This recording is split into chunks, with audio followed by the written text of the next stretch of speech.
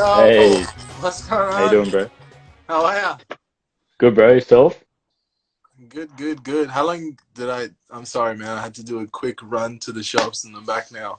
Sorry, I was late a No, it's couple okay. minutes. It's I like the can't ritual, dock your yeah. pay. How you doing? I'm good, man. Really good. How's the new place? Because you just moved house, right? Yeah, well, I'm in a bit of a temporary situation at the moment, just staying with a friend, until I get my new place or whatever. But yeah. Mm-hmm. How are you? Because I'm good, man. It's Oh, sorry. everything's sort of I'm just returning. catching up. I forget to Have a quick catch catch up, and then catching the up. interview will start. Um, Sorry, man. Stuff's going back to You normal, go. hey? Like classes are resuming, and like work's picking up again. So like it'll go back to some sort of normalcy in the coming weeks, I think, as long as there's no more outbreaks, and then partner dancing will resume, and then it's back to business. Um, so yeah, but I think Queensland, like my state's a little bit different to your state, right? Because in Victoria Yeah. they have like a little bit stricter restrictions. Yeah, so in Victoria, from the 22nd, we're allowed back in the studios with a 10 Right. person limit. At the moment, there's no studio kind of recreational thing. So we're Yeah. allowed to have outdoor group recreational activities or outdoor exercise activities up to 20 people. So we're running some classes outdoor at the Sydney Myers Music, Sydney Myers Music Bowl in Melbourne. So yeah. Yeah, hopefully soon get back into the studio, but it's gonna be hard with the limitations and the numbers and stuff like that. But Yeah. make it work, however it needs to Mm. work. Slowly getting back into it. Yeah. How was the like initially when it happened? Like everyone kind of was like, "Whoa, man, what's going on?" How has the period over the last 3 months been for you? Oh, I feel really guilty talking about this because I feel like it's been such a hectic time for so many people, and it's just been such a hard time for like all of my friends and all the dance school owners and everyone. I've been luckily very fortunate. I had a really, really tough year last year. A lot of things happened. And I think at the beginning of this year, I lost my grandmother. But then this COVID period was kind of like exactly what I kind of needed to kind of switch off and just concentrate on some of the things that are very valuable to me and to kind of revamp what I wanted to do with myself and my life and everything. So it was Yeah. actually not super bad for me. I kind of needed the time off to think about what I was going to do with my life. Yeah. Yeah, so yeah, man, it wasn't super bad for me, but I do empathize with so many dancers that are, really struggling in this time. I know it's been a really tough time for everyone, any business owner. Mm. But It I'm it not a seems real like the dancer, but yeah. communities to me the communities really come together quite significantly. Like I know Sydney's really banded together and everyone's on the same page there. That Yeah. hasn't really happened in Brisbane or the Goldie, but there aren't that many schools like in my city. But how has it been in Melbourne from like a collective perspective, like all the school owners together? Yeah, it's been good. I don't know what to say. It's been I don't think I mean I don't know how to answer this question. Um I'm really happy to see the community coming together. I think in Melbourne we have definitely tried to work together in terms of keeping the community safe and acting according to the regulations. Um I don't think we're quite as kind of synced and as kind of synchronized as the Sydney community is. Mm, Um, but I also think because of the industry in Melbourne is quite different to Sydney, I think Sydney is a little bit more like the biggest schools and Melbourne is a little bit more artist, like individual artist based. yeah. So yeah, I think in terms of working together, I think we're just doing everything we can to make sure the community is safe and Hmm. then move forward when things reopen. Mm. So if you're just joining us, I'll just do a quick intro because we kind of just we just caught up on you and I, and we didn't really talk to anyone else. Yeah. We've got Adi Azanian from Melbourne, originally from Iran.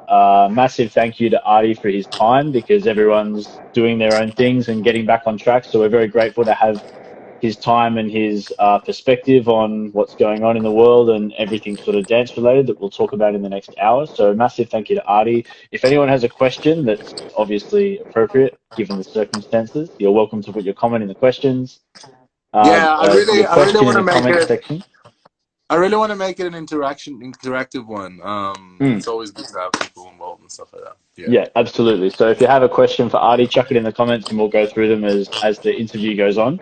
But we're just going to progress through. So if anyone was curious, I typically save the interview onto Instagram Live. So if you have to tune out for whatever reason, you can go back and like catch up on the rest of it at the end of it, or whenever it gets posted. So yeah, if you have a question, feel welcome to interact with the two of us during the course of the interview. And thank you for joining us. First question: when will you two collaborate on a show? Mihai, bro, I missed that guy. I was meant to catch up with him when I was in Europe, but he was You're meant to injured. catch up with a lot of people. I know, man. I went to the Europe at the worst time possible. Oh my god. I went to Europe. I'm sorry, man. I'm sorry. I know we're meant to catch up, but okay. So you know what happened, right? I went there, and then there was like a war, and then my show got canceled, and then there was Corona, so it was just hectic times. But anyway, One thing sorry. after another. I did. No, it's all good. We've been When are we gonna overseas at the collab? When are we same gonna time a collaborate, few bro? times. There's a question that goes, Adi, quick question. How good are you? That's a good one. What are you referring to? I would, I don't know. I try to be all right. I don't think I'm super good, but I think I try. That's a really harsh question. Yeah, we need some more context for that. In terms of collab, when are we collabing, bro? Let's do it. I don't know. I know Yeah, I'm keen. I know you've been asking me to do it for a while, and I've just been a little bitch about it. But I'm ready. No, you're ready. I'm good to go. Yeah, Yeah. as soon as borders open, we'll figure something out. Yeah. Borders So, between is Queensland closed? Borders? yeah, you can't come in. Oh shit. So for those of you that don't live in Australia, our different states, like, and we're referring to the borders. So Artie lives in the south of Australia, and I live in Queensland, which is in the north. But my state is very isolated at the moment because we're not letting anyone in. So Yeah. we can go out, but no one can come in without a permit. So I think even if Artie wanted to fly Sydney and here, Melbourne are open. I think. yeah, you guys can interact, but Queensland's not coming to the party. We're holding out. So yeah, when the borders drop and Artie's in Queensland next, or if I'm in Melbourne next, Sure. the collab can happen. Whenever you're ready, Yeah. bro. Would Would you Would you like? would Wait, you ever mix? You don't know how to oh dance flamenco, do you?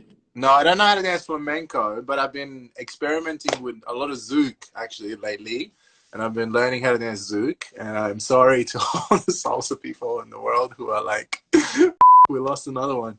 No, but I've been dancing a lot of zouk, and I really, I've just recently did a routine. I don't know if you guys know Lisa Harris. She's this lady from Melbourne, and she kind of encouraged me to pick up a little bit of zouk. So I learned a bit of zouk, and then we did a choreography where we fused salsa and zouk. So we did a salsa zouk fusion. So I really like that actually. I think that's one of the things I definitely want to explore going forward. Salsa sensual. I think Zouk's an incredibly free dance. There's way less restrictions in Zouk. It's in some ways it's far more creative because you can do what you like with it. Yeah. I mean, I always make this joke, the zouk dancers don't know how to count. It's kind of a joke, but it's not. They don't count though. It's quick, Yeah, slow. it's amazing. It's a really good feel dancing it. And I think it's just giving me a lot of perspective. Like, I think the same way we have a lot more rules in salsa, we also have more restrictions. Mm. But it's also like I feel like when you increase the complexity of something, it's also fun. But zouk has this feel of like really like it's like the most thing, like the primary difference between salsa and zouk is that I feel like salsa dances are all individual dances. In salsa, it's two individuals dancing together, but with zouk, it's like the entire time you have to have this connection and flow together, which was really hard for me when I first started, because I was like, I just want to let you go and shine a bit, or like, you know, do my own styling. But you can't do that in zouk. You got to stay connected the entire time. And they So have the rule where I think a lot of the Zouk DJs, depending on who's DJing, they fuse songs together. So you might, if you get stuck into some sort of a dance with someone, you might not come out of that for like 20 minutes or something, or half an hour. You oh could end right, up yeah, dancing with the same. You know yeah. what I I mean? was Like, actually, you, yeah, that was, yeah, that's very true. Actually, I was, you check the time and go, "Fuck, where have I been?" yeah, I was a Brazuki actually, and I think I offended a few people because like after the remix would change, I'd be, oh, thank you, and then they would always Like, go. yeah, you move on. Yeah, Yeah, salsa yeah, because in style. salsa you just dance one song, but in zouk is like at least like three dances or something, and so yeah, I don't. Yeah. That was a funny one. I'm not sure what the rule is exactly, but Yeah, if there are any Zouk fanatics out there, can you please enlighten us? Because like Salcedos maybe aren't that familiar with it. Like I did it, I had the same thing at Casa de Zouk, and if there's a really good DJ and you're really synced with the person you're dancing with, I have no idea when the song changes because I'm yeah, not familiar with the music. You know, you can get stuck. Like for I think I know in Kizomba you have to have minimum two, something like this. And even if you're pulling the pin at two, like they're saying, "Hey, what's wrong? You don't like it?" yeah. It's like that. I dance a bit because it's like that. I'm straight away. I'm like, thank you, bye, next one. Um, But in salsa, you have three salsas together with someone, and people start talking. yeah. In salsa, it's like, oh, what? Why you guys Hey, dance twice? Did he ask you again? Like, what? What's going on? Is that a it's thing? very different. Oh, So so my percussion teacher from Iran is actually on here, so I just want to give a shout out to yeah, Mohammed Shabani. He's like an amazing percussionist and timbalero, bongocero, conguero, everything. He's amazing. So if you guys don't know him, go follow him. He's there, just saying hi. that's not a bad segue. I wanted to ask you about the music stuff that you've got going with your family in Iran. What's happening there? So I've actually been very, very blessed to be part of a group of dancers and musicians that have kind of come together to create the first Persian Latin music. And they've been creating these incredible bachata tracks and salsa tracks. And I'm not the biggest bachata, like, you know, fanatic, but I also just listening to these guys' music, it really, really inspires me. And I'm just really grateful because I've also been kind of given a bit of a role in being able to publish these songs and help them with it. Um, but yeah, I'm super grateful to be able to do that with them. They create some incredible music. We're actually about to publish a few of them soon. We actually have one published at the moment, one bachata track. So yeah, listen up. Also, on top of that, I'm working on creating a bit of a Persian music video with the first Iranian salsa song being produced, and I'm just ecstatic about seeing the final product, and it's just such a incredible feeling being able to dance to something that I'm passionate about, but also something that feels home, like feels Mm. that it's from my roots. And I'm just so proud of those guys. Like I remember going to Iran a few years ago and I did like a musicality workshop, and 2 years later these guys are creating like music, and I was just like the amount of passionate, hardworking, incredibly talented people that come out of my country is Mm. something that I take a lot of pride in, and I'm just excited to first of all show the music to the world, second of all to be able to dance to something that's in my language, because I Mm. know like a lot of Latinos and stuff like that, they love dancing to Spanish music because they can sing along and they can feel it and everything. And us in Australia and, you know, in the Western world, we also love the songs that are like in English, like, oh, turn off the lights, everyone starts dancing and singing, you know what I mean? So I think it's a special thing being able to understand what you're dancing to. So anyway, Yeah. that's how I feel about it. Not Part that of I'm the passionate about it at for all. people that might not be aware, like my understanding is that it wasn't always socially acceptable to be doing these sorts of things, like particularly dancing. Is that right? Like, was there difficulty Yeah, learning I mean, dance or practicing dance? yeah, look, I don't think it is socially, well, I mean, it depends. What does this term socially acceptable means?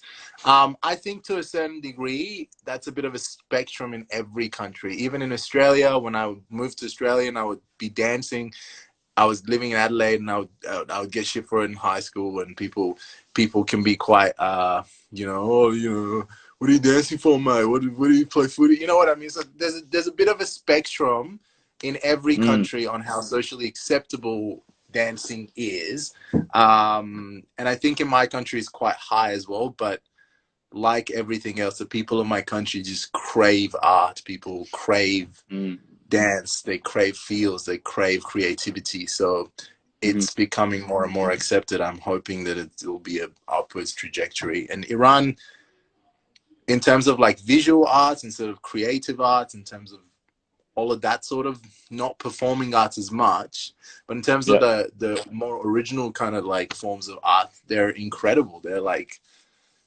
Iranians are just, I don't know, I'm being a bit biased obviously and a bit patriotic, but yeah, they're amazing. So hopefully soon it will be it will be more socially acceptable.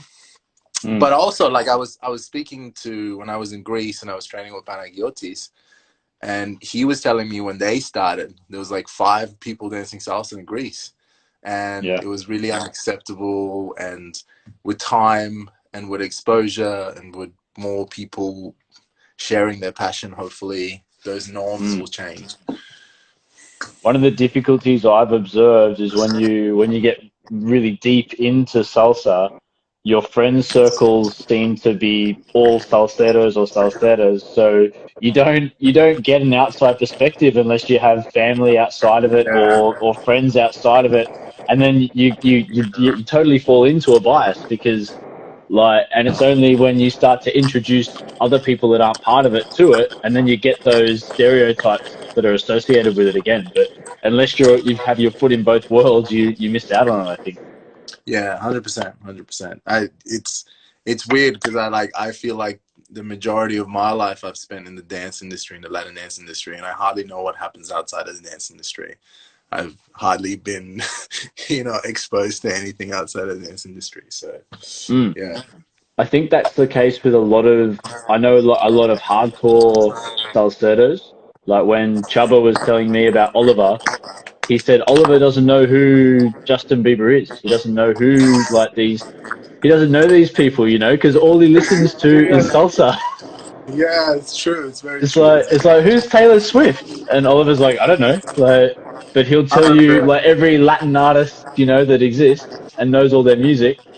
Yeah, I know. But he's That's actually a joke with me and my dance partner as well. She's always like, "Have you ever even listened to it?" It's like every time she wants to send me a song or something to listen to, she'll be like, "It's salsa," and I'm like, "No, it's not. You're lying," because I've just never listened to anything else. So they're always like, I'm always like that too. I hardly ever listen to any other type of music unless I'm working out or something. But even when I'm working out, I'm like listening to hardcore timba or like a descarga to just get me pumped up. But yeah, yeah. it's I'm a bit like that. I feel like sometimes, but Mm. when yeah. So I definitely I feel relate to like it. to really immerse yourself in it, like I get so much shit when we go to gatherings on the Goldie with the Gold Coast Salsa crew because we'll play ping pong or something in the studio, and I want to put on salsa, and they're like, no, fuck, we're sick of listening to like Yeah, this it's or just like, that. what are you putting that music in the car for? Like, what do you put that Nando's music on for? What do you like?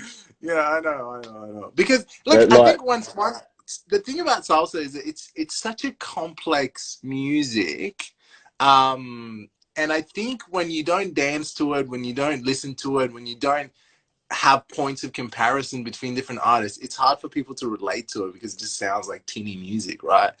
But mm, for us who like, you know, dance every night to it, who train to it, it just, we start appreciating like the the complexity of the instruments and the synergy and the harmony between everything. Whereas you don't really get that in synthesized, like, I don't know, like house music, or, you know, even with hip hop, sometimes it's like, it's, the feels are there. Like when I'm listening to salsa music, it has a lot of, sorry, to hip hop music, the feels are there, but I just don't feel like there's a lot of complexity in terms of like, the instruments interacting. There's not a lot of complexity in terms of the, you know, the instruments, and the arrangement, the freestyles, the solos, all that sort of stuff. Yeah. And definitely, I think it's noteworthy to mention how involved the music needs to be in order to create salsa music, that so many different factors need to come together, and people have to have knowledge and have to be able to collaborate with one another to create something that we all love and enjoy. And that importance is totally lost on people that don't have a passion for it, I think. 100%. 100%. Mm. Yeah. Bro, how long have you been dancing for? Like start to finish, like start to now, no finish, but start to now. I've been dancing all my life. I've been dancing all my life. I grew up in Iran dancing. My dad was a bit of a break dancer, so he used to do break dancing, and he taught me like the basics of hip hop and stuff like that. And then so I kind of just grew up in Iran, because obviously there's very limited classes and stuff like that. Just quickly, shout out to all my Persians. Salam ba hame bacho, Dustan, merci, Dusatun daram. Yeah, so like I didn't have a lot of exposure of like, you know, classes and stuff like that. So all of our, you know, kind of point of reference was just standing in front of a mirror and practicing moves or watching like Western movies. I remember like when I was in Iran, Step Up just came out. And then like, I remember like between Step Up 1 and Step Up 2 is where my like dancing thing started. But I used to always kind of dance as a kid to music. I was always running around, like playing around. And then I did a little bit of like popping and locking when I was a kid in front of the mirrors and stuff like that. But like officially classes, I didn't really do until I started salsa, like proper dance classes and stuff like that. That's when I did salsa, and I started salsa I think when I was like 17, 18. I mean I did it just, I would do it like once a week, a little bit earlier than that. I think I started like, I went to a few classes when I was 16, and then when I was 17 I went to a few classes. But like the whole like, you know, dancing, going to class and the social dancing and all that sort of stuff, I started when I was 18, I think 18, 19. That's arguably pretty young for like for a teenage male to be starting like partner work classes. Like typically guys are pushed into more like they do hip hop or they'll do ballet or like something like where the parents have encouraged it. But like, is No, that my sort of parents, the same as you? no, my parents, my mom, I remember telling my mom when I was in high school, I was like, I want to go to ballet class. I want to do contemporary. Like, I want to learn dancing. And she'd be like, I don't support those environments. And she'd be like, yeah. And then she's like, I'm not, no son of mine goes to those, what was the word? She used to use this word. And it was like, she used to be like, it's a unhealthy environment or something like that, right? So as a kid, I never really got to do those things. I wish I had the opportunity to do ballet and contemporary and you know, be trained from when I was young. Actually, the way that I started dancing properly was it was essentially when I moved out. When I moved out, because I couldn't go to university straight away, so I had to take a year off. And I took a year off and I did a year of volunteering. And then during that year of volunteering, at night times when everything would be over, I would just go dancing. And then after that, I told my parents, I'm like, I'm going to Sydney to go to med school. And then I moved to Sydney and I danced.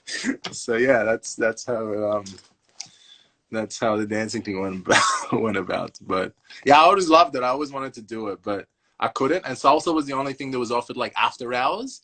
And that's why I ended up doing salsa instead of doing anything else. Because I imagine at that stage, bachata, Zouk hadn't made its way to Australia yet. Bachata was maybe only just becoming available at that stage in Australia.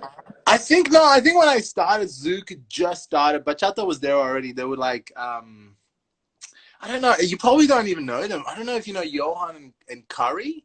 from Nice. Adelaide. There used to be bachata dancers from Adelaide, and there used to be Yeah. like, you know, so the bachata was definitely there, but Zouk was just starting actually, and I Mm. remember, yeah, Zouk was new. I remember Sam and Sarantos used to teach in Adelaide, and Nikki and Sean. I don't know if you know Before Nikki. my time, bro. Yeah. Yeah. Back in the day. Back in the day. And Yeah. Feel old, like bruh. one thing that one thing that's been very commonly observed about you is your uniqueness. And one thing that I appreciate about you is that you've learned from a lot of different people.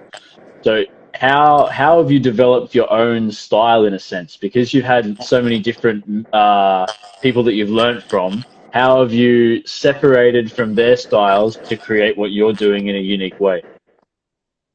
I mean, it's hard, bro. It's hard. It's a really hard thing being unique. I definitely think I had a period where everyone used to tell me that I look like Oliver. I remember like you asked like Paola. You remember one time I finished performing and Paola pulled me off, this like literally grabbed me, took me into the running room, and she's like, and if she's I don't know if she'll ever watch this, but she's like, "Yo, Adi, I mean, I think you're okay or whatever, right?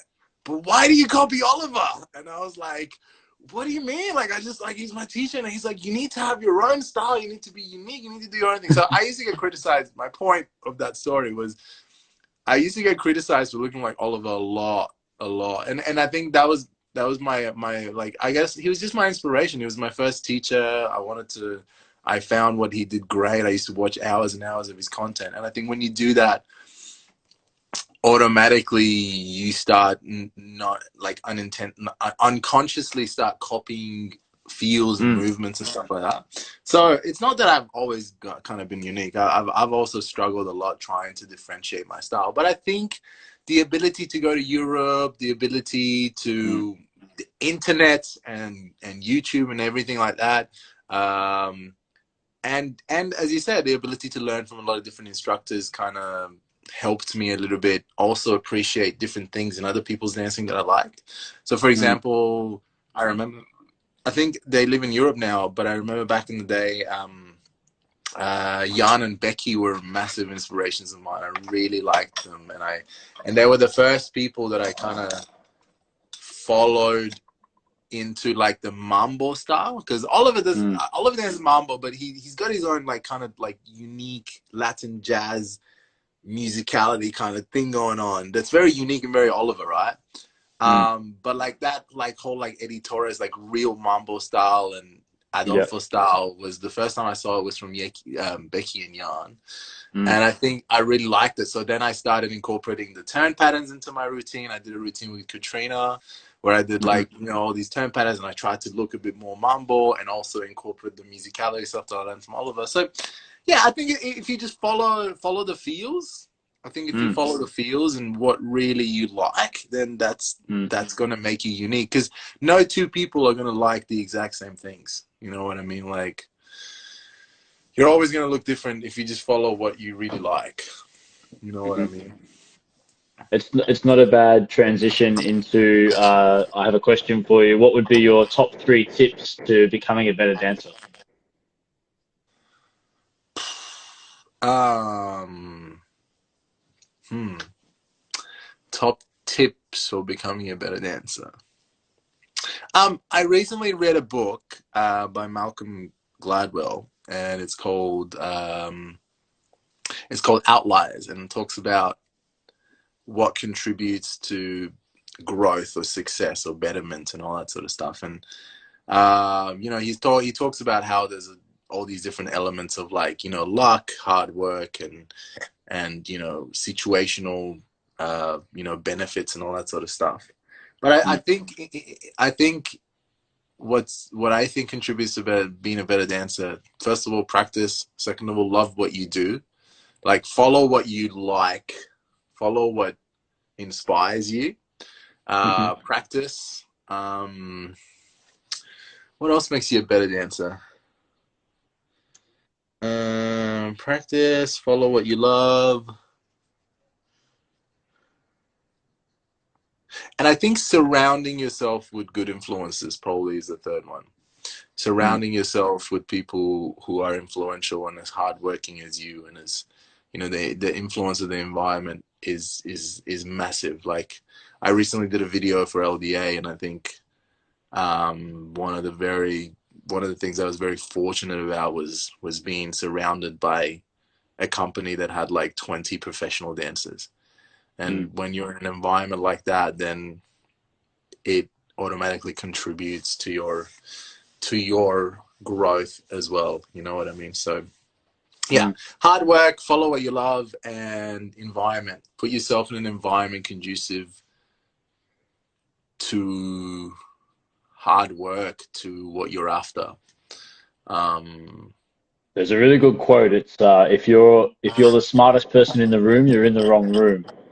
And I yeah, feel like that's a really good representation. As if you're the best dancer there, then it's going to be really hard for you to challenge yourself and grow. So that's why I think for me, the experience of going to Italy and training with Tropical Gem and with LSD was like, you have to step up, hey? Because there's like yeah. another 30 people there that are, that are Oh, on your level or higher. that was exactly what it was. I went to Milan, and then all of a sudden there was like little kids dancing better than me. I'm like, fuck! Bro, Like, you need to. Man, I was in Greece, and there was a little girl who like was like 2 years old, and she's like doing the class that I was doing, and I was like, damn. So yeah, in that sense, man, in that sense, yes. If you really want to grow, put yourself in an environment where, you know, people around you, where you have to fight, where you have to compete. yeah. Because ultimately it'll make or break you. I think like you'll really grow from it, absolutely, but don't let it discourage you too much because it can be pretty intimidating if there are like children out dancing you. Yeah, it is. It's yeah, it's good. It's good. It puts things into perspective. Like, you know what I mean? Absolutely. It's like in And a then few you remember years, how long bro. you've been In a dancing few salsa years, for. we're history, man. In a few years, that's all. That's all it's gonna take. We better start this collaboration and get in while the iron's hot I know. I know. before we're forgotten. And then reminisce on it. You remember those days? Yeah. Yeah. What's your favorite thing about dance? Like, because you've been doing it for a long time, you've been doing it since you're a child, and you've maintained that despite a massive upheaval, moving countries, moving cities, all of the different social dynamics associated with that. What is it about dancing that gives you so much passion? Oh man, there's so many things. So many things. First of all, I think this is one that's very close to my heart. Um, but I think first of all, acceptance. I think the dance community was the first place I felt like, you know, I was accepted, and I could work for my reputation. I could work for my influence, and I could work for my status, if that makes sense, in a weird Mm. way. Um, Secondly, I think the ability to interact with people. I think that as dancers, we get to experience, and it sounds weird, but as dancers, we get to experience other people in a different way. Like, we get to have these bonds of friendships and closeness, and these experiences that we get to have with people that it's hard to have anywhere else. You know what I mean? Mm.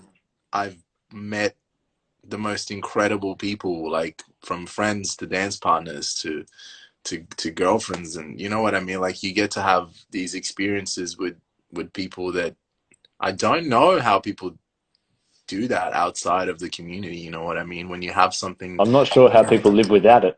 Yeah, I know. It's like when you're passionate, like having a group, or having people that you share the same passion with, is such a strong thing. It's such a beautiful Mm. thing. Um, and I think lastly, just music. Like, I've always loved music, and I think dance and music are just like fused 100% to each other. And again, music was one of those things I didn't have the opportunity to learn or to be able to do when I was younger. So being a dancer and needing to put myself through music training and is phenomenal for me. Like it just gives me this.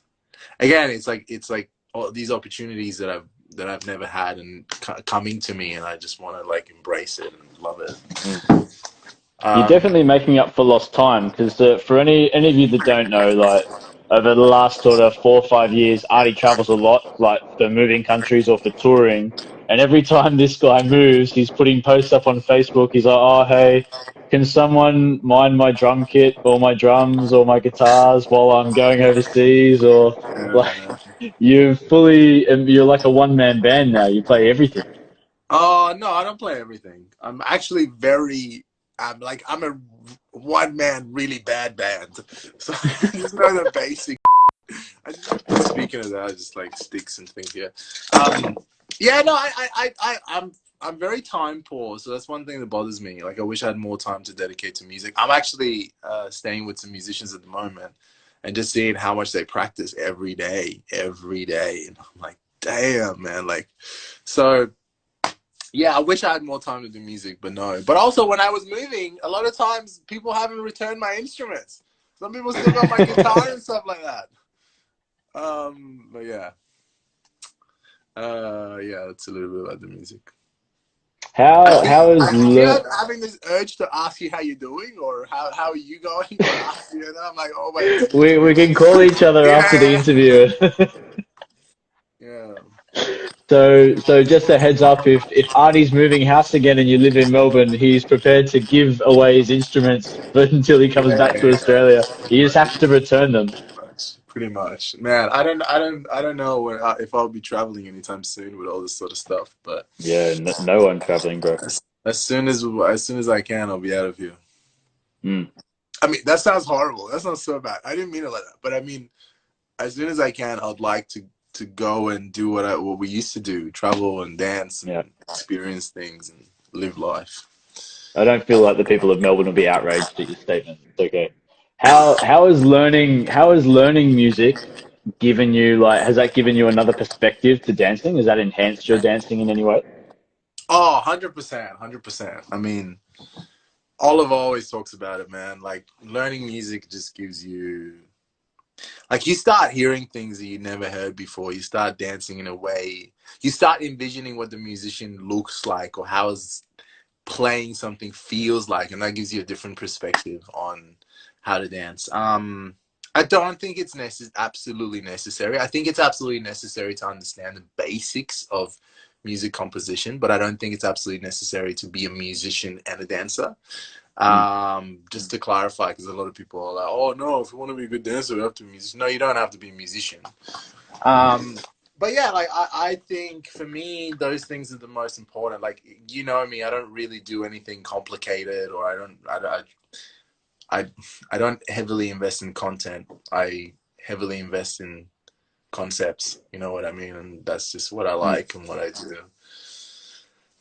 But recently I did a trip with Pana, and I've been working on content ever since. So it'll be funny to see how it all kind of plays out. That guy, I seen him for the first time, I think in 2017 at the Croatian Congress, and his social dancing is like another level. Hey, like that dude's insane. He is. He's an incredible guy. He's like, and you know what? Beyond that, he's an incredible human. I love him because he's just so down to earth. And when I told him I was coming, he like organized everything for me. He was like, "Oh, do you want to lift from the airport?" Like, he was just so kind and supportive, and I have a lot of respect for him as a human. So although he's a great dancer, he's a great person as well. So if I had any recommendation, if you're after learning what he does, or if you're after learning content, there's no one better than that guy. Seriously. He's very committed. He's also someone who takes his music very seriously, because I know he has a massive vinyl salsa collection. And before the lockdown and stuff happened, I know there's only two people I know that do this, and they have uh, strictly vinyl, mambo, salsa, cha-cha night, a social, and they just play vinyl, which is incredible. The other guy lives in Brisbane. His name's Cosro, He's another just he's Iranian just guy. he's just commented on He the just comment tuned in. mate. That's what I was laughing at. So what he's written, there's a Persian expression called dudul tala, and it just means like golden dick. And he's just right. He's pulling my leg. He always does that, but it's really funny.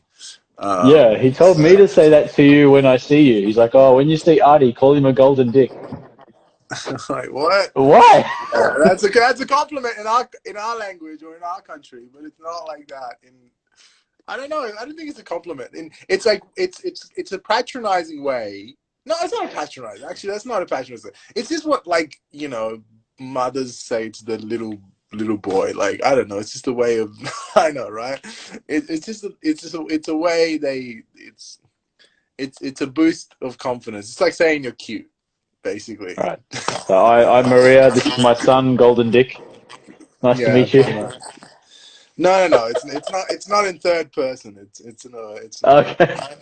A direct term of French. endearment. Yeah. So he just Okay. goes, yeah, it's pure love. Yeah. It's pure love. Um, Okay. Just to clear that up for Shout out to anyone that was Khosrow. I curious. haven't seen that guy. I haven't seen the guy for ages. Hope you're doing I well, had man. lunch with him a couple of weeks ago. He's doing well. Yeah. Good Yeah. stuff. Good stuff. Yeah, he's Give him my doing love. well. I can't wait Looking, to come to Brisbane and see everyone. you're It's doing it good. an injustice. Oh, we're sorry. Oh, Sorry. sorry. Come on, man. I Yeah, put him no. on the spot. It is a form of love. It's the way people like you show love to a little kid, I guess. Yeah. Okay. So Noted. Bro, yeah. do you miss social dancing? Yeah, man. Yeah, I do. Of course I do. I miss people. That's the thing that we all I think most miss the most. I just miss touching people, man. Just miss hugs. Yeah, I definitely do. All right. Khosrow is on a roll here. All right. Yeah, no, I definitely do. I definitely miss socializing a lot, man. Yeah, I miss music. I miss people. I miss interactions. I'm really grateful to be able to do these classes again in Melbourne, and it's kind of revived a lot of feels. Mm. But yeah, man. Yeah, I do. I do. Yeah. Because it's kind of like we've been separated from the whole world because and you don't really realize it until it's taken away from you because it's not just the social dancing element, it's the teaching element, the coaching element, the training element, the whole world's sort of been vacuum sucked out, and then you're kind of left with this void in your life, and you're like, what's going on now? Where's all my energy going? Yeah. Yeah. 100%. Yeah. It's definitely life changing, and I think it's very. I think the industry is going to change a lot after this. Hopefully for the better. Hopefully Mm. in growth. Um, What do you think will be some of the biggest changes, like when we return to some sort of normal?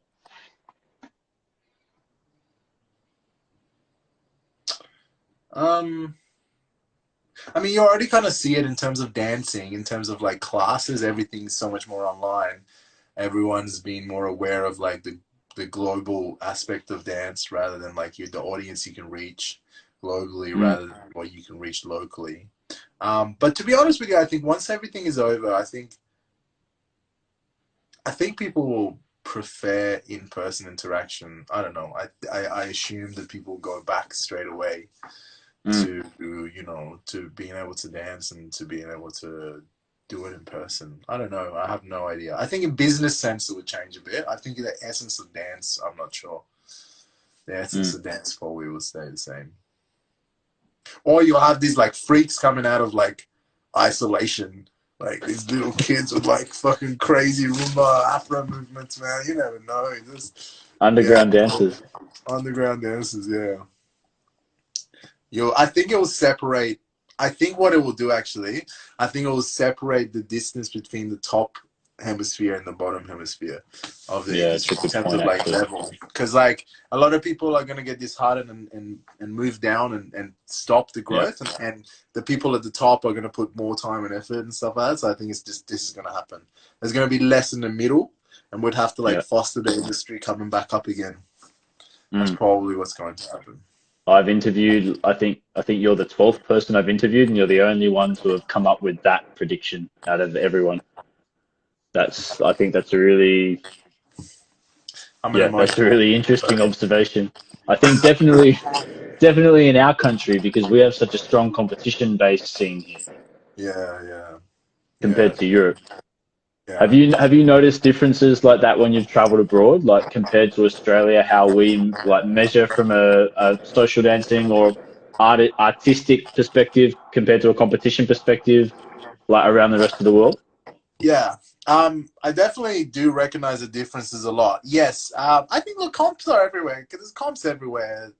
But I mean, there's a lot more festivals and artistic pursuits in Europe than there are in Australia. I think when you think about the people who are creating art just for the sake of the art, Mm, rather than people who create art to compete, I think you get a lot more in Europe. mm, But the truth about it is, there's so much more people in Europe as well. Like it's, I mean, that comparison of like comparing Europe and Australia, it's like you could compare one country in Europe with one country in like, sorry, you could compare one country in Europe and one like with Australia, but you couldn't compare entire Europe because there's so much bigger in terms of not their numbers of people mm, who dance.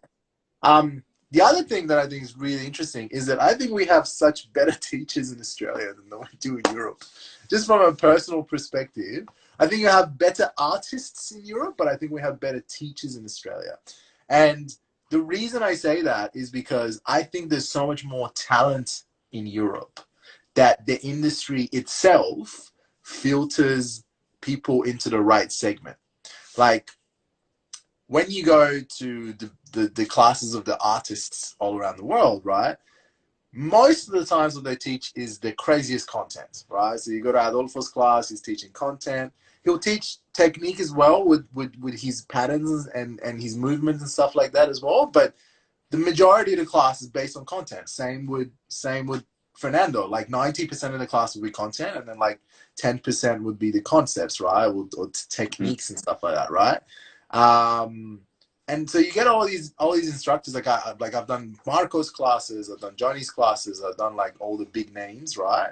Um, and I think comparing that to Australia, the big names in Australia mostly teach technique, mm, more so teach concepts like musicality or body movement, or at least that's how I think, or that's what I would mm, like to think.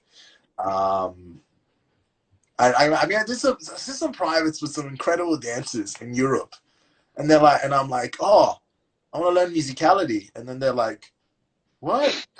They're like, what? This is what we're doing today, and I'm like, no, no, but I mean, or like, I'll do lessons and they'll be like, all right, this is what we're doing, bam, bam, bam, bam, bam, and I'll be like, wait, but like, I could watch a video and learn that, you know what I mean? Like, mm. so I definitely think Australia has,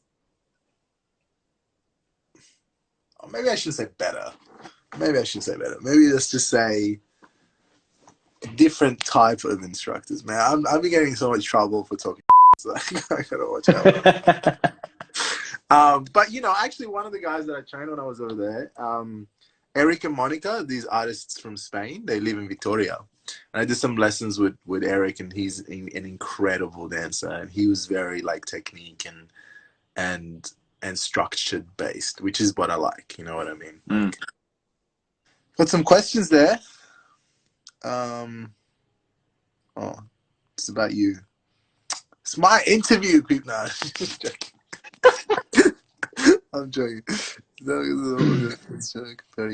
Yes, I think the level of dancing in Europe is like, I mean, without kind of any bias, it's incredible, like crazy compared to Australia. We don't have that level of dance. So the instructors have to teach content more broken down. So the instructors Mm, need to learn to explain things better.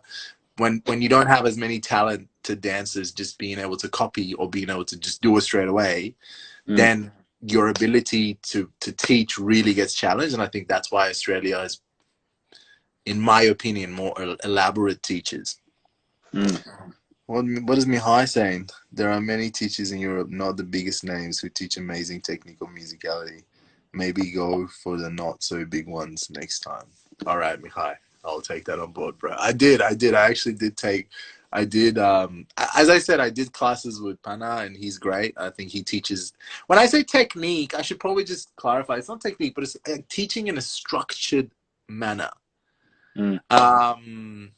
Yeah, I definitely, like, I did classes with Eric and Monica, and they were great. I did classes with, actually, I did a couple of Afro classes in Greece as well with an Australian artist that lives in Greece, actually. I'll hit you up. So yeah, I think there are, you're right. I think what the big artists get is they want to just, they're producers, right? They're producers of content, but they have to put that bad stuff out there. But yeah, no. Because a lot of their marketing is based off the content, because you can't sell concepts on social media. Yeah, I guess. I mean, I've been trying to, but I haven't been selling a lot. So if you're curious to learn more about techniques and concepts, go to artyazandian.dance.com or check out his Instagram and his Facebook. It's just artyazandian.com.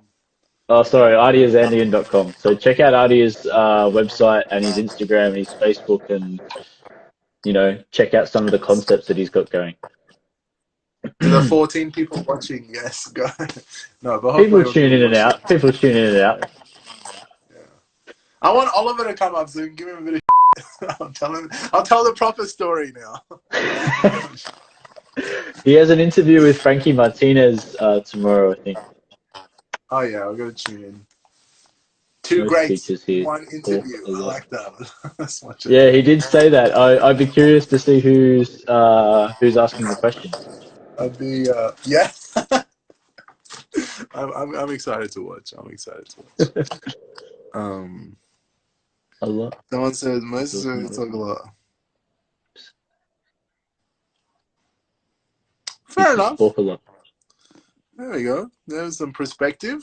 Yeah, where are you from, Malik? I'm definitely one of those teachers that talks a lot. I'm definitely more on the talk a lot side. Yeah. But yeah, no, you need a bit of a Goldilocks balance with like how much technique you teach, how much you talk, rather than how much you practice. Yeah. Being able to deliver the concepts and still keep people interested with content can be a really fine balance. Yeah.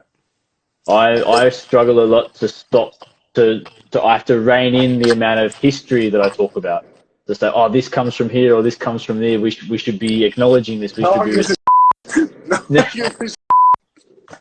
Yeah, no. More Suzy Q. Yeah.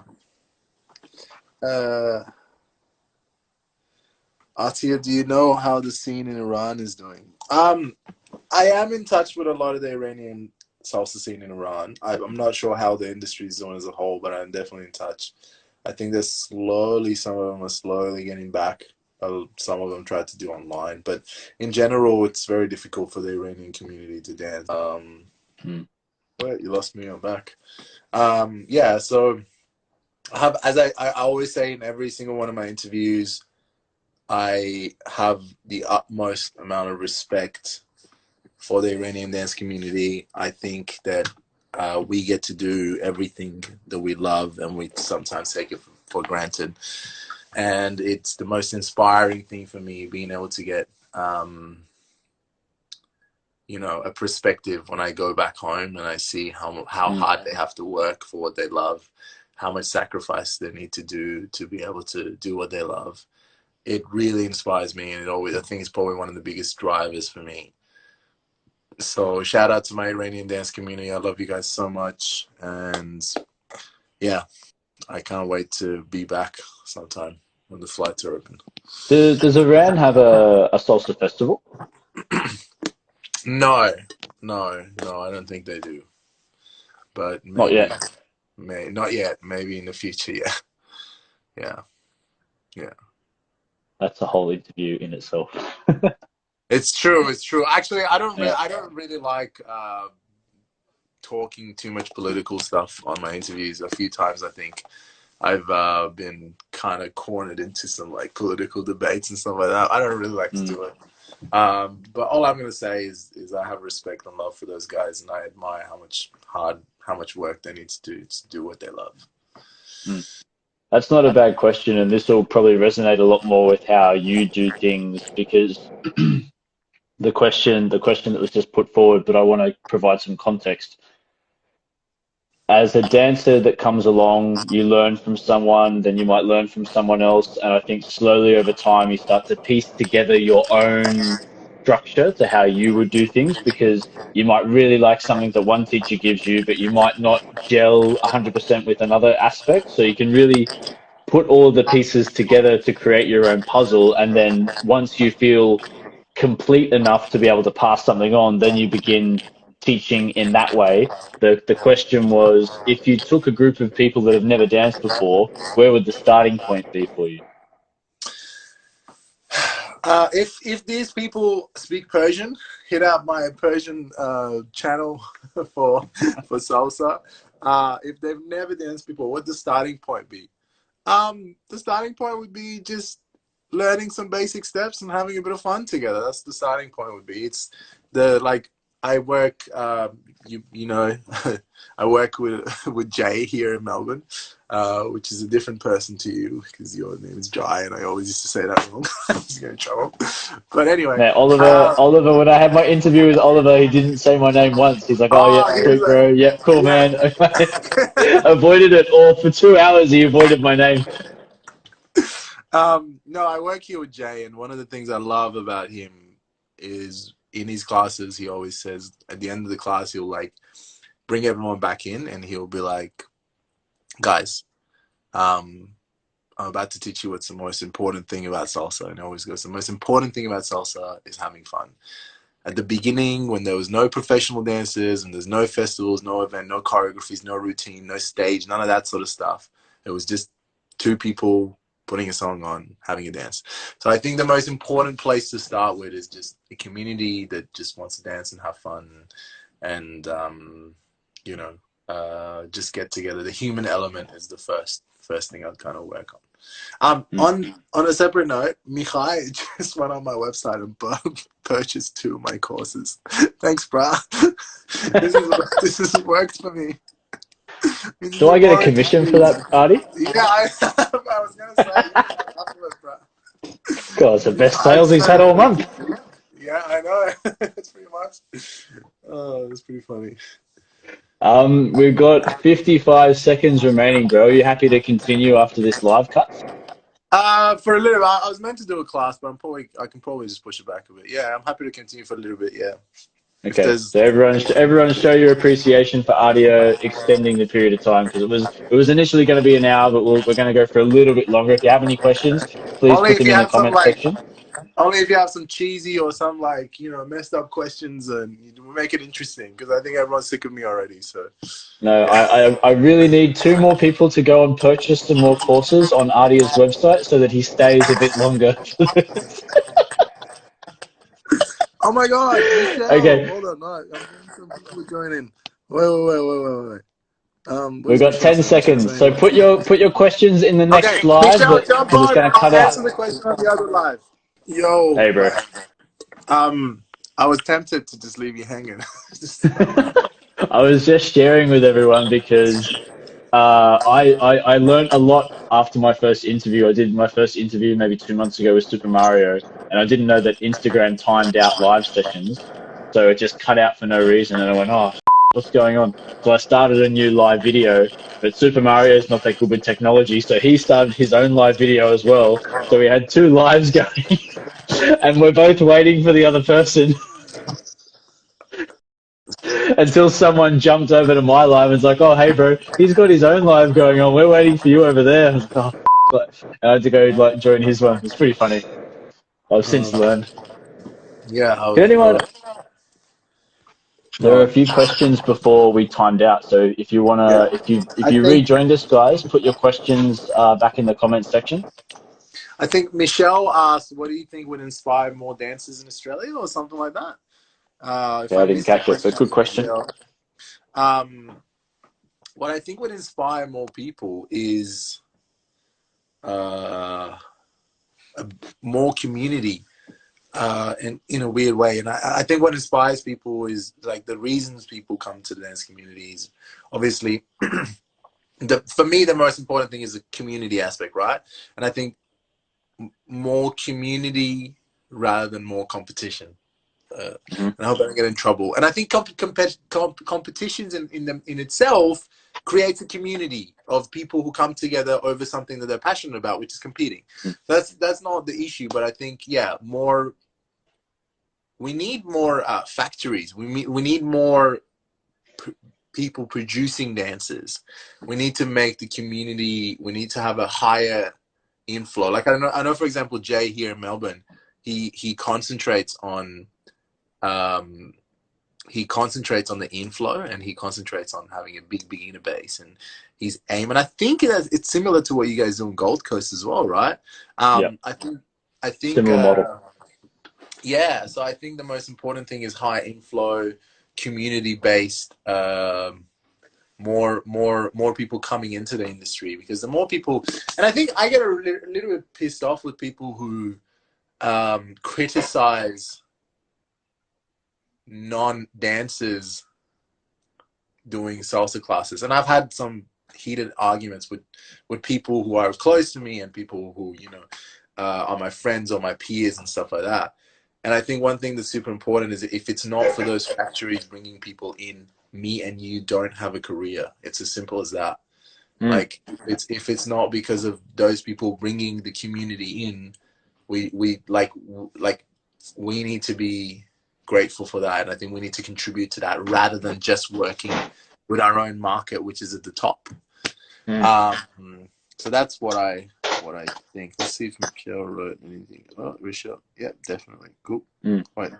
All right, couple more questions. Nancy, will this be posted on your Instagram page? Yes, I'm pretty sure it will. Nancy, hope you're well. Nancy, I started with Nancy in Sydney. We did some classes together before I had to leave Sydney, but I miss her. She's a great dancer. Great little hard worker. Who else? Any other questions? Yeah, you have to filter up. You're kind of doing my job for me, which is great. I can sit back. Oh, you can go through now. Go. No. They're asking you. That's fine. It's easier this way, because then it's a question that comes up that we can both read, and then I just repeat it to you. So yeah, I think that's. I know you know how to read. Yeah. So I think that's the only one I answered. I'm pretty sure. I don't think there's any more questions. From a community perspective, how when you start out, obviously like the social dancing, people are really intimidated by it because they're afraid that everyone's going to watch them, and there's this sort of assumption that you need to get to a certain level to be able to go out and enjoy social dancing. So what would you say to these people that are maybe embarrassed about going social dancing, and how do you become a better social dancer? This is a funny question because I think whether we accept it or not, there's a little bit of a hierarchy happening on the social dance floor that no one talks about, right? Until now. Sorry? Until now. Yeah, and until now. We got no social dance floor. Boji boji baratum. Yeah. Pussy. Sorry? Sorry. So that was my friend from Hungary. Her name's Sylvia. And the word for kiss in Hungarian is pussy. Okay. So when you see people from Hungary, you can say pussy is like kiss, like hello or goodbye. So I wasn't calling anyone a pussy. I was saying hello to my friend.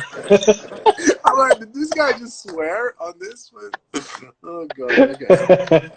You guys can Google it. It's a real thing. I'm not joking. Yeah, so look, I think in terms of that, I think the most important thing is falling in love with the journey rather than the results. And I think when I look at the people who are the most successful and the most, the best at the top of the hierarchy are the people who love what they do rather than inspired by the results. So I think in terms of social dancing, we all know it. Anything you want to do in life, it's intimidating. If you're going to go talk to a girl, it's intimidating.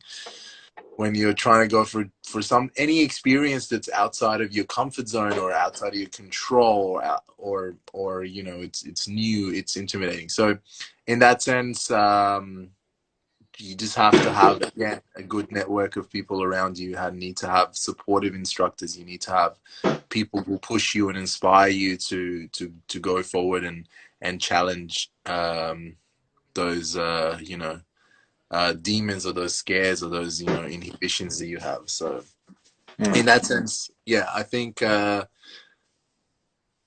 make it a community activity rather than an activity that you want to go and do on your own, because it's hard to do it by yourself. You know, some girls dancing and she's really great, and then the guy's like, oh my god, I don't want to go dancing. And the quicker you just enjoy the process, the quicker you'll go up the hierarchy. Like, and I hate to say it like that, and I know it's such a wank thing to say, but it's true. Like, I mean, yeah, just work hard, dance, have fun, and throughout the process you'll grow. Man, I'm getting flooded with questions. All right, let's answer some questions, because I'm taking over your job. So who are some of your favorite bands? So I think there's an incredible Australian band in Melbourne called Quarter Street, and I danced the one solo that is everywhere on my social media. It's the one solo that I did. It's actually by an Australian band, and I'm super proud of it. Called Quarter Street, so they're really great. In terms of like the types of stuff that I like, I really like a lot of like the timba bands. I really like Calle Real. I really like Timba Live. I really like Maimbe. What is Barbaro y su Maimbe? Yeah, I think that's. Oh man, he's incredible. Yeah, he's Barbaro is great. So yeah, I think I really like the timba stuff. In terms of like jazzy stuff, I don't know. In terms of jazzy stuff, in terms of like compilations and stuff like that, Maximo Scalici is really cool. I really like his stuff. He puts a lot of cool stuff together. That's just me pretending like I know about music, chucking some names out there. You know, when you're like, someone asks you like, what type of no one wine? knows them. Yeah. So when people ask like what type of wine you like, and you say a couple of like fancy words, but you got no clue. That's what No one asks me what kind of wine I like. I don't live in wine country. That's a Melbourne thing. Yeah.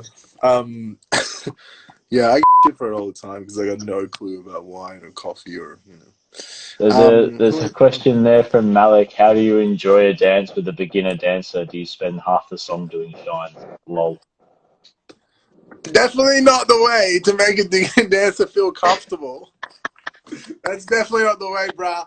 But I think the way I do it, because I think it's a part of my job, and I have to be able to enjoy dancing with people, you know, that are starting, and I think it's a part of our job and our role to inspire and to push and to motivate. So I think the way I do it is that I still do the simple stuff, but I just try to connect with the music. And I think when you have the music, it's almost like if this connection isn't as strong enough between you and your dance partner, you have the connection between you and the music. So I just enjoy being able to hear really good music and do a couple of my own things in there, but then making sure that I dance with the partner and making sure I smile and enjoy with them. And I think the way you enjoy, like, and I'm sorry, this might come a little bit hard, right? But I think the way you enjoy dancing with a beginner dancer is getting them to do shit that they can't do, and them smiling, getting inspired, and that's when you're like, yes, that's when you really enjoy it, rather than like, oh, I'm gonna shine on my own. You know what I mean? I only shine with people I don't want to dance with. Like, I remember if someone like acts too cool for me, I'm like, all right, you do your thing, I'll do my thing. You know what I mean?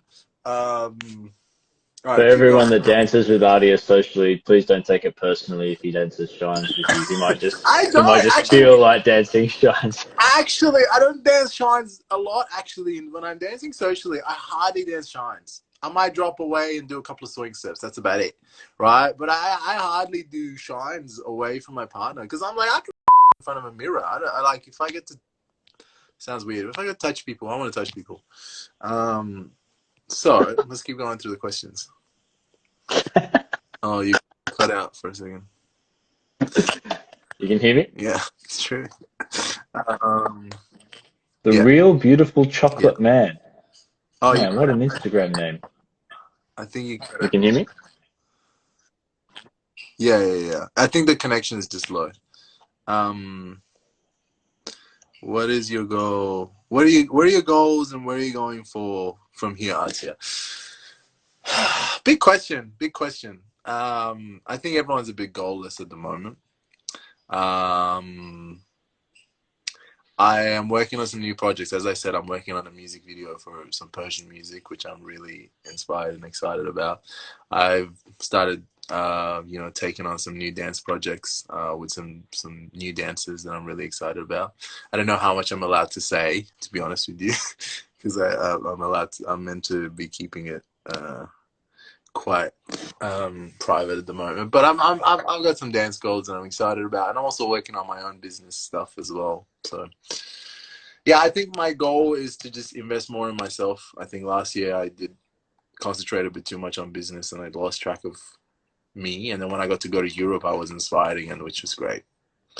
Who are some of your favorite brands? How do you encourage new entrants who want to improve to cover the gap between bottom to the top? Does the why need to be deepened after initial entry to keep going? Ooh, this guy's putting some deep questions out there. Can you hear me, bro? Is the connection funny? Yeah, I can hear you. I think the connection. Man, where are you finding these? Maybe I spend too much time looking at myself in the reflection of this phone because I don't see the questions. What was the question? Oh, Rusty, what up, bro? There's some of my Melbourne peeps are online. Okay. Finally, some Melbourne people. Yeah. There's some Persian. Hold on. I'm trying to scroll through. Sorry, you probably just seen my eyebrows. Hold on. I'm just trying to scroll through to see if anyone. Yeah. So how do you encourage the new entrants to want to improve, to cover the gap between top and bottom, and why do you need to deepen? How do you encourage that?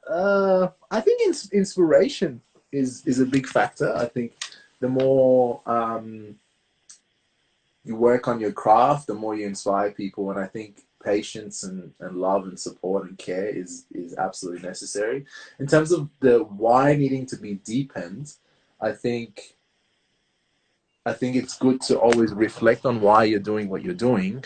I don't know, man. It's deep questions. You just need to, you need to find out why you're doing what you're doing, and if it still serves that purpose, you keep working your way to the top.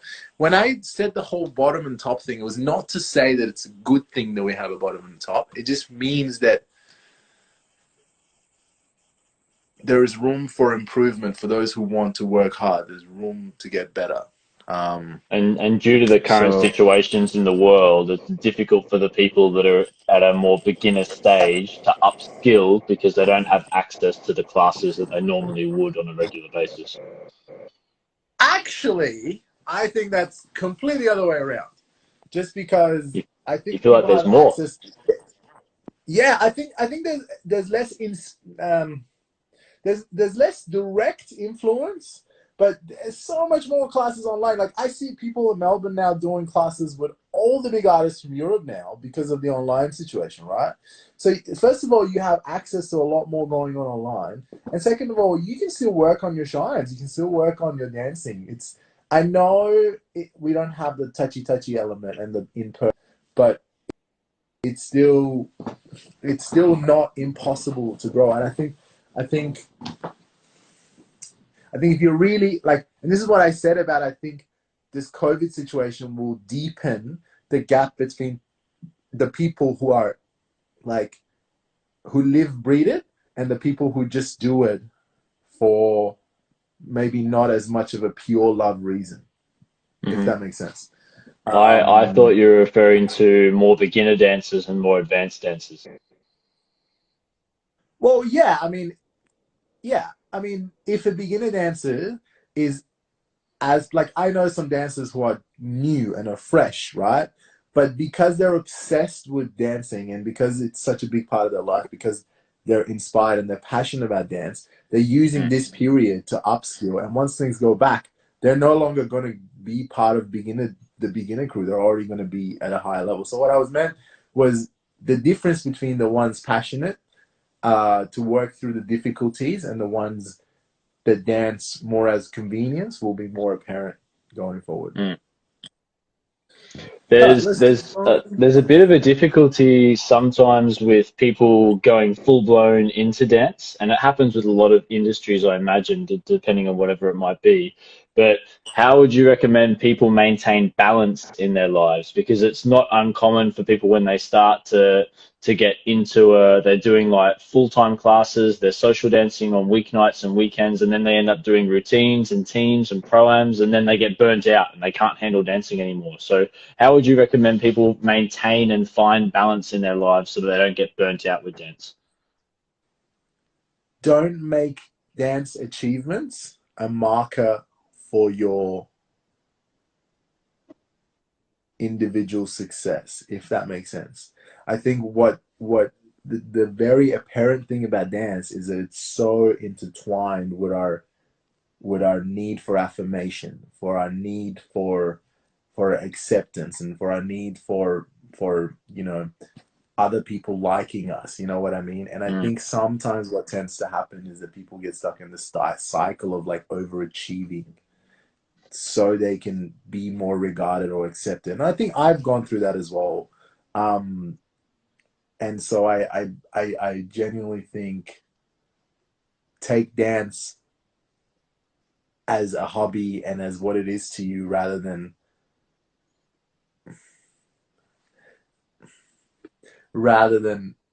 making your achievement in dance a reflector on your achievements in life. And I think that can happen sometimes.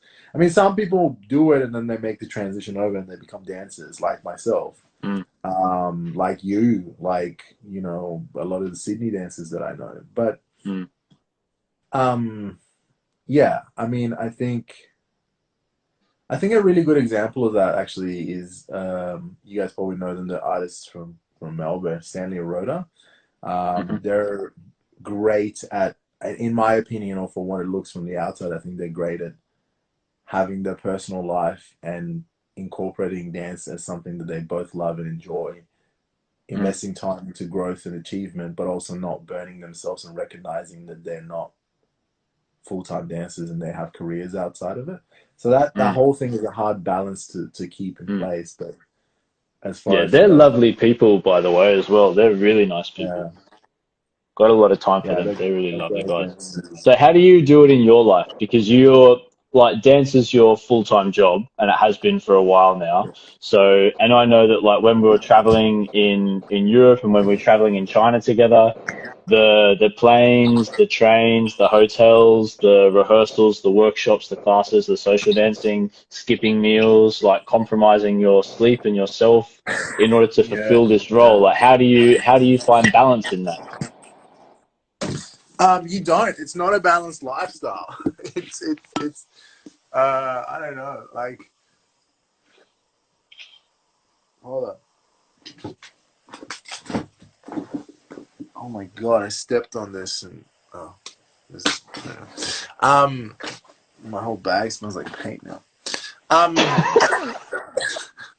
yeah, it's not a balanced lifestyle. Like I compare myself now, and I think I'm in a lot more of a balanced state after COVID than I was when I was traveling. It's hard, man. It's like, living out of airports, not sleeping, going in events, like an entire event one weekend, and you get like, like you dance till like 4 or 5 a.m. The next morning you have to wake up and be at a. By the time you get to your hotel, you take a shower, you eat something, go to bed, and then like you have to wake up in 2 hours and teach workshops, and then you have to be there at tech rehearsals and then perform that night, and then you wake up and the entire weekend you've had like 6 hours of sleep, and then you get on the plane and you crash.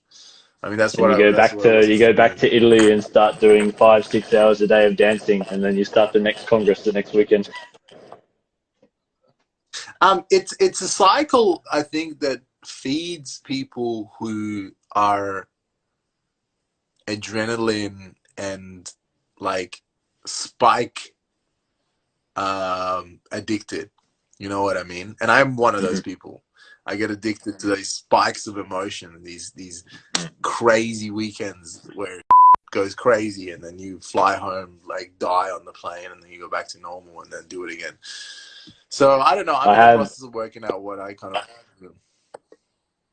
I have a funny story to share with you guys, with Adia and myself. Hey, Alyssa, how are you? When Adia and I were in China together, so I met China in like a city outside of Beijing.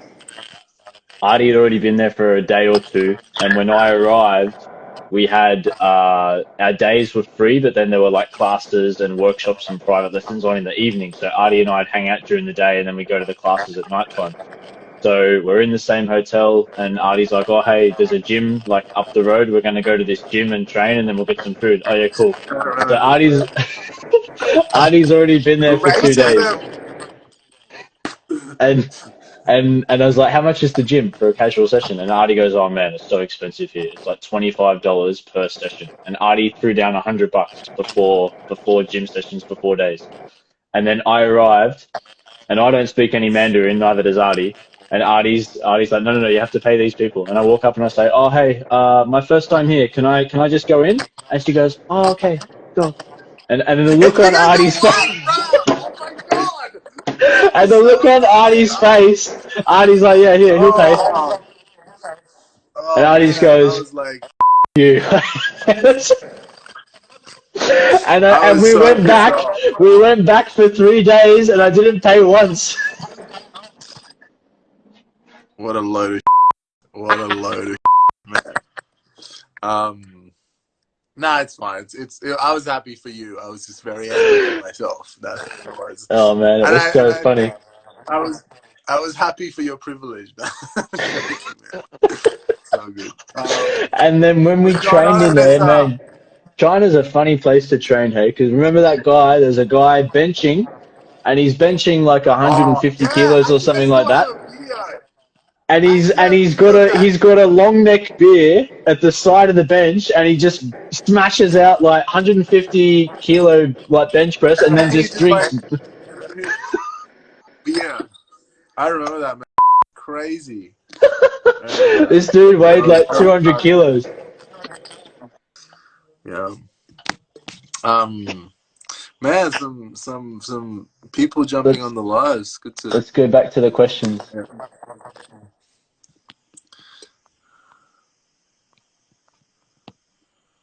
If you're just joining us, I'm here with Artie from Melbourne. We're having a bit of a chat. We're reminiscing about old times, and we're talking about all things dance. If you have a question for Artie, feel welcome to put the question in the comments section, and we'll work through them after we stop talking about our own stuff. Bro, I got 4 minutes, and I got to roll. Okay. Okay. All right. What's the question there from Malik? Jealousy factor ever affected your relationships? Anyway, that's another interview. That's a separate talk. How do you work around it? Both Jai and Artie. No, actually, you know what? I have to say,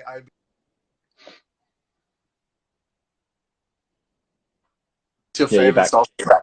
Oh, Alyssa just asked the question. My favorite salsa song, Alyssa, is the one you gave me in Sydney, Toda la Vida. I play that all the time. It's my favorite. And it was very special to me because I think Alyssa was with me when I lost my grandfather, and she gave me that song, and it's just, I was playing it on repeat, and there were so many feels involved in that song. So I really like that. I really like that. So that's one of my favorite songs. But we'll exchange some music, Alyssa.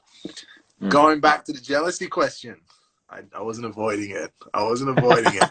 I wasn't. I've been very fortunate. I've had some beautiful like relationships, and I never really had too much of an issue with the jealousy factor. Look, it is hard. It is hard because when you're traveling and when you're overseas and you don't get to be with your partner, and if your partner is not your dance partner, it does make it difficult. But the way to work around it, I think, is just communicate and be honest and upfront, and it's hard. Like I'm not denying the fact that it's super difficult, but it's not impossible either. Like I just really think it's about your relationship and how strong the relationship is rather than the circumstances. And I've been one to kind of use the circumstances as an excuse a lot, but the truth about it is if you love someone, you make it work with them. So yeah, I didn't bitch out of that question.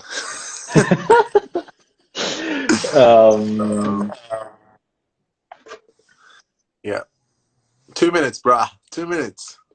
Well, I'm gonna be dead. I'm gonna run less than half an hour late. you have to run, like you have to leave your home. It's not your class isn't online. No, it is online. It is online. Okay. I was just meant to have a class at 9, but Okay. Yeah. Well, it's not a bad opportunity to thank you. For everyone that tuned in, thank you so much for joining us. We really appreciate your time, Adia, because he finished classes like right before the session, and now as the session ends, he's going back to more sessions, so he's a busy guy. If you didn't catch it earlier, adiazandian.com. Check out his website, check out his Instagram, check out his YouTube, check out his Facebook. Keep in touch with this guy because he's going places that he's already gone places, but he's going more places, and he's at the forefront of dance in Australia, and he's recognized all over the world. So check out what Artie's doing. If you missed out on the start of this session, go back. I'll post it on on Instagram Live TV if you want to catch up on the rest of it. But bro, really good to catch up with you. I really appreciate your time. Thank you so much. Thank you. I always say this, I know privately, but you inspire me and you also intimidate me because you're going to go places. So keep up the awesome work, and thank you for this, man. I appreciate it. Thanks, people. Lots of love to all my people who tuned in. 3 salsa dancers in the world. Oh, we're over. The interview's finished. I can't answer that. You have to wait for the next episode. All right, people. Lots of love. Thanks, guys. Lots of love. Stay safe. Peace out. Bye-bye.